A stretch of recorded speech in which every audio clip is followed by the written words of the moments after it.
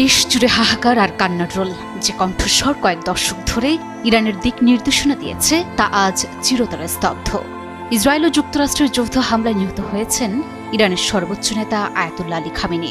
সরাসরি সম্প্রচারে রাষ্ট্রীয় টেলিভিশনের উপস্থাপক যখন খামেনির মৃত্যু সংবাদ পাঠ করছিলেন, তখন তার রুদ্ধ কণ্ঠ আর চোখের জলই বলে দিচ্ছিল ইরান আজ তার অভিভাবককে হারিয়েছে।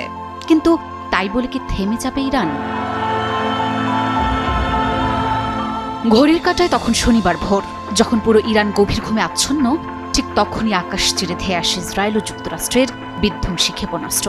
তেহরানের আকাশে আগুনের লেলিহান শিখা আর বিকট শব্দে যখন প্রকম্পিত হচ্ছিল চারপাশ, তখন এক সুরক্ষিত জায়গায় বৈঠকে বসেছিলেন ইরানের সর্বোচ্চ নেতা আয়াতুল্লাহ আলী খামেনি। ঠিক তখনই চালানো হয় নির্মম হামলা, আর সেই হামলায় কেবল খামেনিই